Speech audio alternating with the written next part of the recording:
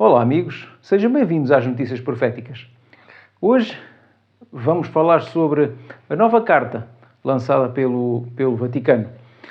Vamos primeiro pedir a bênção do nosso Deus.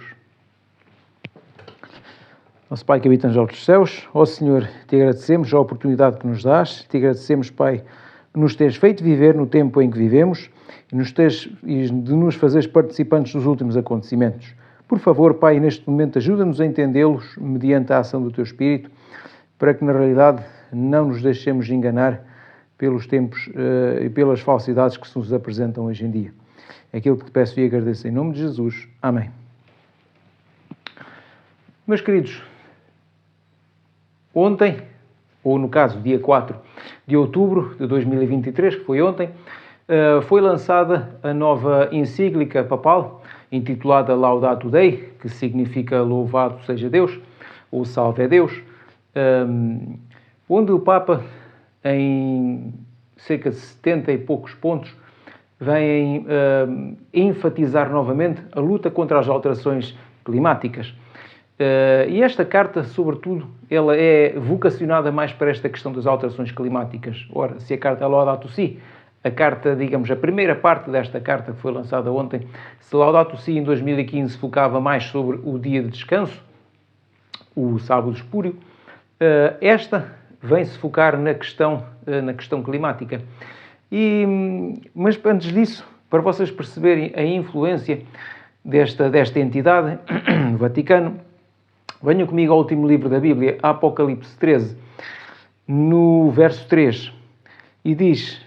ou do verso 3 e 4, diz: toda a terra se maravilhou seguindo a besta, e adoraram o dragão que deu à besta a sua autoridade, e adoraram a besta dizendo: quem é semelhante à besta? Quem poderá batalhar contra ela? Esta besta que fala aqui é justamente o papado. Então vemos que, na realidade, os habitantes da terra querem dar este poder à besta, querem lhe dar uma autonomia e um poder que, na realidade, e fazendo parecer que não há nenhum outro poder na terra com a grandeza e com o poder, com digamos, todo este poder, com esta autonomia desta besta que é o papado. Queria analisar convosco alguns pontos desta segunda parte, da carta Laudato Si, Laudato Dei. E esta carta, como eu vos disse, ela é uma extensão da Laudato Si. Nelas estão contidas algumas verdades escondidas. Os planos, digamos, maquiavélicos para que, na realidade, eles têm para estes últimos dias em que vivemos. E deixem-me desde já dizer-vos que estes planos são para pôr em prática já, imediatamente. E vocês vão perceber porquê.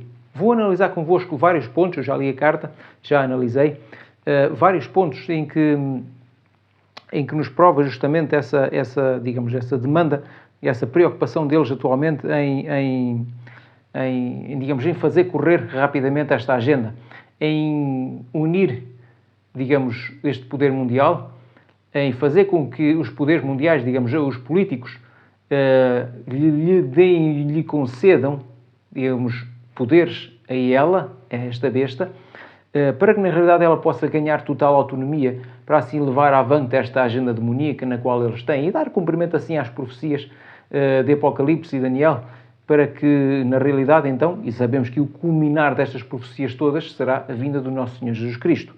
Mas vamos, primeiro, digamos, a alguns pontos desta carta. E queria começar pelo ponto número 5, onde ele começa por dizer que, por muito que se tente negá-los, escondê-los, dissimulá-los ou relativizá-los, os sinais da mudança climática impõem-se-nos de forma cada vez mais evidente. Ninguém pode ignorar que nos últimos anos temos assistido a fenómenos extremos, períodos frequentes de calor anormal, seca e outros gemidos da Terra, que são apenas algumas expressões palpáveis de uma doença silenciosa que nos afeta a todos. E agora vem aqui um ponto interessante. Ele diz assim: é verdade que nem todas as catástrofes se podem atribuir à alteração climática global, mas é possível verificar que certas mudanças climáticas induzidas pelo homem aumentam significativamente a probabilidade de fenómenos extremos mais frequentes e mais intensos. Tenho de começar por elogiar o Papa Francisco, porque ele aqui esconde uma verdade. Realmente ele diz que todas as mudanças climáticas, ou nem todas as catástrofes, podem atribuir à alteração climática. algumas são induzidas pelos homens. Então, se vocês acompanharem alguns dos meus vídeos lá atrás, vocês vão perceber toda esta questão destas alterações climáticas, estas falácias que, vez após vez, se nos estão impondo, fazendo-nos acreditar em determinadas coisas. Aqui o Papa esconde muito bem essa verdade, dizendo que nem tudo é natural. Claro que não é. Próximo ponto, o ponto 14. Então ele diz assim: vejo-me obrigado a fazer estas especificações. E estas especificações que ele fala aqui, digamos nos pontos 12 e 13, são alguns cálculos científicos que eles fazem, digamos, das partículas por milhão de CO2 na atmosfera,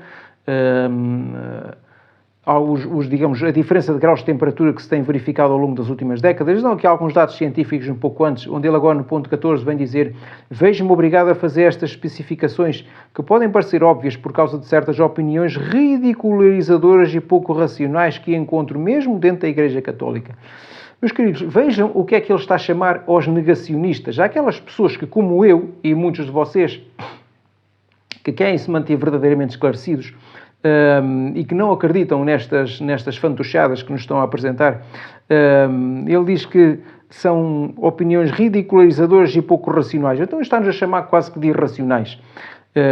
Bom, este senhor que se veja ao espelho, então, porque... E vocês deixem de dizer-vos também que há certos grupos, mesmo dentro de um catolicismo conservador, aqueles católicos, aquelas pessoas mais fiéis, que querem manter, digamos, um catolicismo mais intacto, mais fiel aos seus princípios passados. Eles estão lutando contra esta igreja, nesta nova igreja católica, esta igreja liberal, estão lutando contra este Papa, estão lutando contra as encíclicas que ele tem promovido. Um grupo de católicos, digamos, que não pertencem, propriamente dito, já à igreja, não estão afiliados à igreja, mas têm ministérios independentes.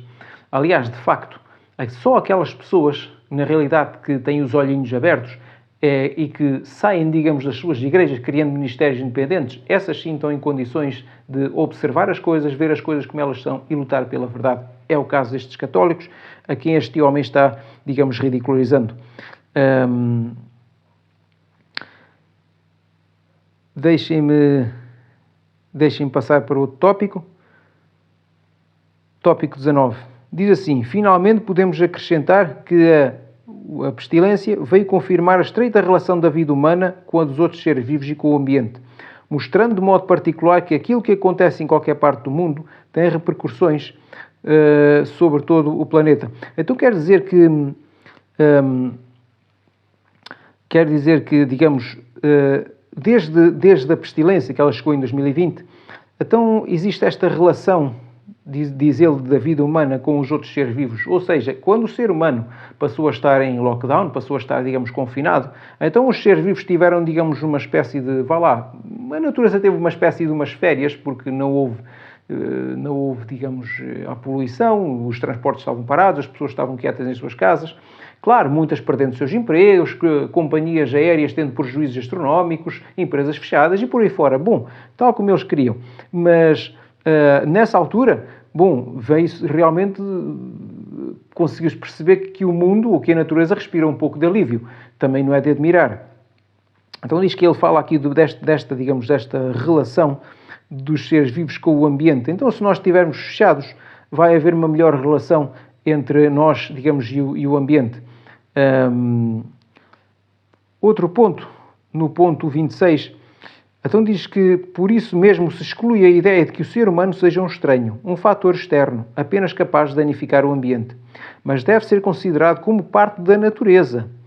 A vida, a inteligência e a liberdade do homem estão inseridas na natureza que enriquece o nosso planeta e fazem parte das suas forças internas e do seu equilíbrio. Que engraçado. Reparem, diz que o homem deve ser considerado como parte da natureza. Meus queridos, que eu saiba, eu e vocês somos o ex-libris da criação de Deus. E o que nos estão aqui a tentar enfiar pelos ouvidos dentro, ou pelos olhos dentro, quem quiser ler, é que nós somos tanto como cães, como gatos, como patos, como árvores. Então, se eu sou parte da natureza, eu não sou mais do que a natureza. Estão reduzindo a criação do homem, estão reduzindo o ser humano a uma parte apenas da natureza. Isto é errado. Isto é evolucionismo.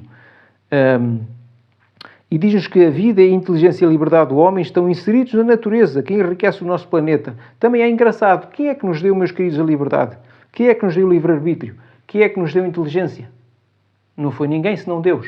Ora, Deus, quando criou o homem no 6º dia da criação, criou o homem à sua imagem e semelhança, sendo este um ser inteligente e capaz de raciocinar por si próprio, digamos, apenas dependendo da natureza para a sua subsistência, nada mais. Mas, enfim. Ponto 34. Enquanto a história dá sinais de regressão, cada geração deve fazer as suas lutas, as suas conquistas das gerações anteriores e levá-las a meta ainda mais altas.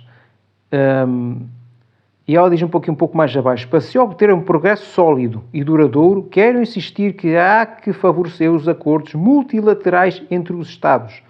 Ok, então vemos esta vontade, digamos, para se obter um progresso sólido e duradouro, quer insistir em que, digamos, em favorecer os acordos multilaterais entre os Estados. Significa isto o quê? Significa que, então ele quer esta união mundial, esta nova ordem estranha, digamos, que se está formando, ou que se está planeada há muito tempo. Então ele insiste que esta nova ordem estranha se faça, esta união entre os Estados, para que todos os Estados deem então em conjunto o poder a esta besta. Falemos as coisas tal como elas são. Ponto 35, amigos. O ponto mais quente desta carta, e deixem-me já dizer-vos porquê. Não é conveniente confundir multilateralismo com uma autoridade mundial concentrada numa só pessoa ou numa elite com excesso de poder. Bom, claro, mentiras há muitas, claro. Quando se fala de uma possível forma de autoridade mundial regulada pelo direito, não deve necessariamente pensar numa autoridade pessoal. Falemos sobretudo de organizações mundiais mais eficazes dotadas de autoridade para assegurar o bem comum mundial. Amigos, vejam isto. Organizações mundiais mais eficazes e dotadas de autoridade. Já vimos durante a pestilência que a OMS, na realidade, reserva só o direito de confinar ou não confinar um Estado consoante a progressão, digamos, das doenças.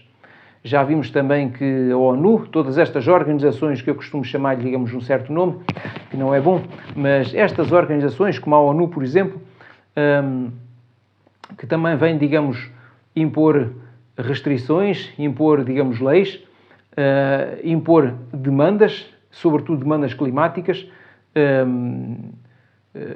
sobretudo um certo número, e penso que no próximo vídeo eu vou querer focar isto convosco, um certo número, digamos, de imposições, exercendo com autoridade aos governos, porque os governos têm que obedecer a esta organização. E esta organização, infelizmente, não é regida pelos princípios divinos. Diz que o importante é estarem dotadas de uma real autoridade que possa assegurar a realização de alguns objetivos irrenunciáveis. Então, estas organizações têm que estar dotadas de uma real autoridade. Ou seja, em bom português isto diz: eu quero, posso e mando. É isto que estas autoridades querem. Assegurar uma realização de alguns objetivos irrenunciáveis. Quais são os objetivos esses? Descanso. No sábado espúrio, ok? E questão climática. Lockdowns, restrições, cidades de 15 minutos e por aí fora. Próximo vídeo vou abordar esta situação convosco, amigos. É uma promessa que fica aqui.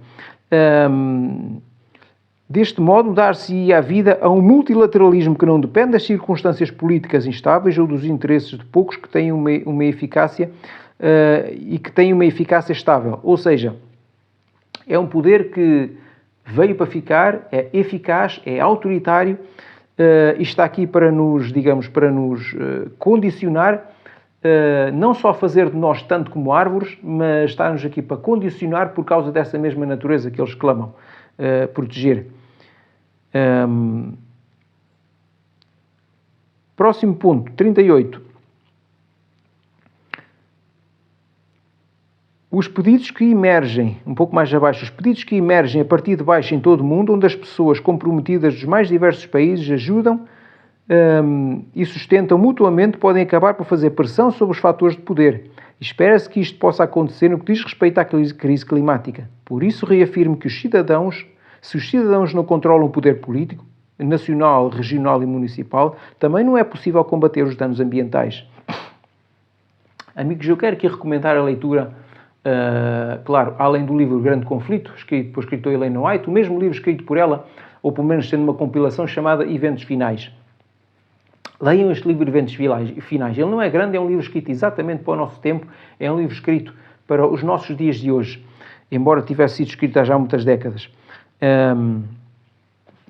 Onde se diz lá que, na realidade, para chegar a uma lei dominical ou uma lei que vá defender o sábado espúrio, que é o domingo, essas leis dominicais e um conjunto de leis que ia levar, digamos, esse decreto, seriam pedidas, não é? Seriam exigidas pela população.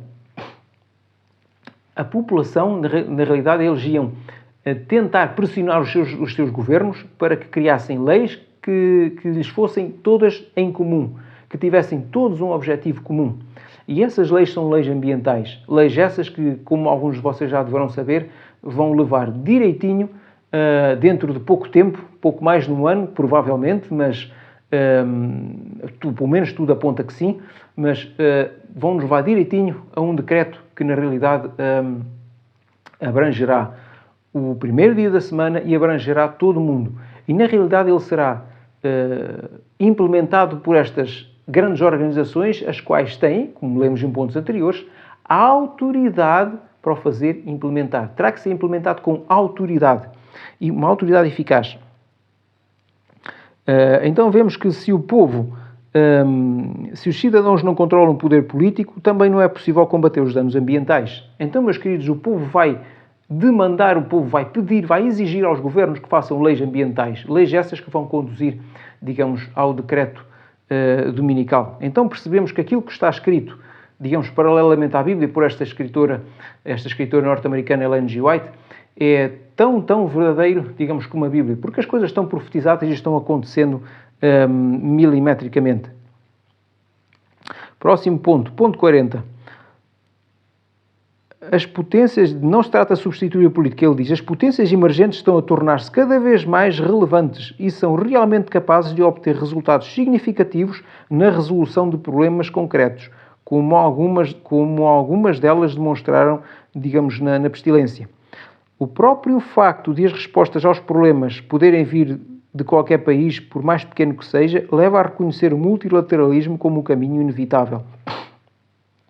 Então reparem, vamos voltar atrás. As potências emergentes estão-se a tornar cada vez mais relevantes e são realmente capazes de obter resultados significativos na resolução de problemas concretos. Ok? Reparem, quais são as potências emergentes? Pensem lá um pouco, neste momento. A Índia já se tem assumido como uma potência mundial, é verdade. Foi uma potência emergente e neste momento é uma potência, digamos, consolidada. Mas temos outras como a Índia, temos outras como, por exemplo, o Brasil. E vejam estas potências que estão, digamos, emergentes. Qual é as formas de governo que todas estas têm? Já pararam para pensar?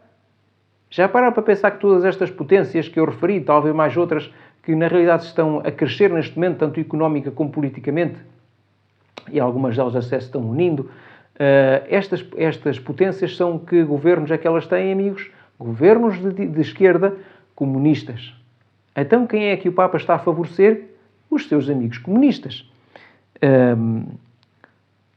Então diz que por causa destas potências, que digamos que estão as potências emergentes que estão a tentar resolver estes problemas, diz-nos que o multilateralismo é um caminho inevitável. Então isto não tem volta. Não há reconsideração, não há retrocesso. A união entre os países para promulgar leis comuns é algo inevitável. Ele diz-nos aqui. Ponto 54. Se temos confiança na capacidade do ser humano transcender os seus pequenos interesses e pensar em grande, não podemos renunciar ao sonho que a COP28 leva a uma decidida aceleração da transição energética. Então, reparem, se temos confiança na capacidade do ser humano transcender os pequenos interesses, O que é que a Bíblia diz acerca de nós confiarmos no outro homem? O versículo diz: maldito o homem que confia no outro homem e faz dele o seu bordão. Mas ele diz-nos aqui que nós devemos ter, e se temos capacidade no outro ser humano para resolver problemas, então nós teremos condições então para fazer esta aceleração da transição energética, com compromissos eficazes que possam ser monitorizados de forma permanente. Ok, lá vemos esta questão do controle novamente, a monitorização não só dos procedimentos do ser humano. Câmaras por todo lado, restrições por todo lado, telemóveis como os nossos celulares espiões. Vamos controlar as pessoas para que elas possam cumprir, digamos, estas leis climáticas de forma a poder salvar o ambiente, ou assim dizem. Diz que podem ser monitorizados de forma permanente, ou seja, a monitorização será de forma permanente. Ainda voltei aqui atrás. Então, esta conferência pode ser um ponto de viragem, a COP28, não é? Pode ser um ponto de viragem comprovando que era sério e útil tudo o que se realizou desde 1992. Caso contrário, será uma grande desilusão e colocará em risco quanto se pôde alcançar de bom até aqui. Então, meus amigos, a COP28 vai se realizar no Dubai este ano e esta será, digamos, o marco para que todas estas multilateralismos, estas restrições, estas monitorizações permanentes comecem a funcionar a partir da COP28. Então, vemos que é já este ano que as coisas estão a começar. Tenho-vos falado aqui que o cerco se está a levantar e vocês veem com os vossos próprios olhos, amigos. Se não confiam em mim, pelo menos vejam as provas já à vossa frente.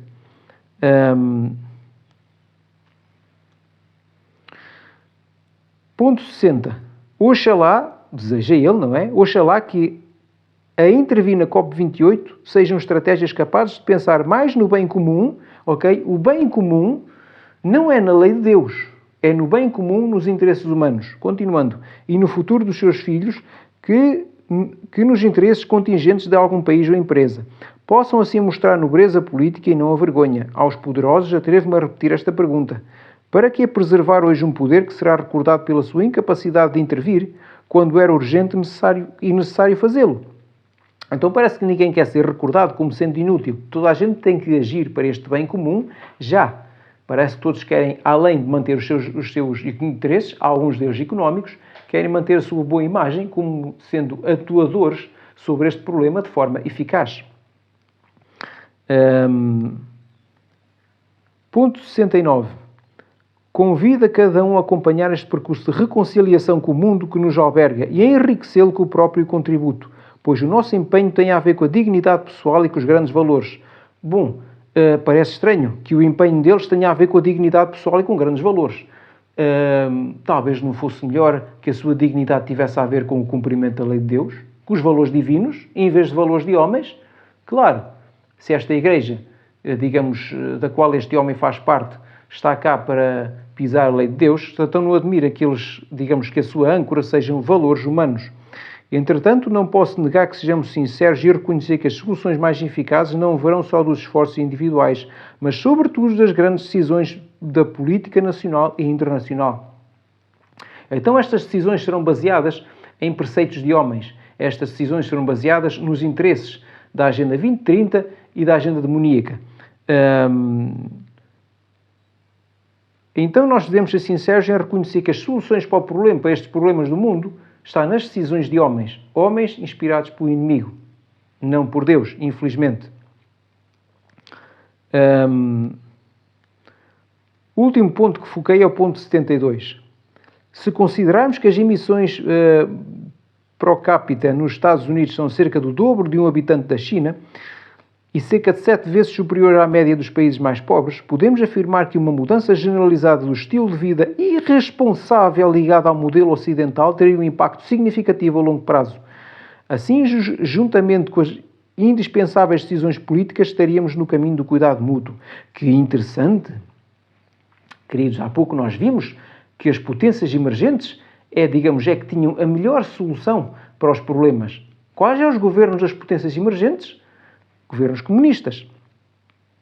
Agora, o que é que ele vem combater aqui no ponto 72? Vem combater o capitalismo ocidental, um modelo ocidental, do estilo de vida ocidental, chamando-lhe irresponsável. Porquê? Porque todo comunista, como um bom comunista, ele é contra o capitalismo. E porquê é contra o capitalismo? O capitalismo, meus queridos, deixem-me desde já dizer-vos que é algo divino. Porquê? Porque cada um tem direito à sua propriedade, cada um tem direito à sua casa, ao seu dinheiro, porque trabalhou para o ganhar. Isto é lícito perante o Senhor. Cada um tem direito à sua propriedade privada. Porque a merece.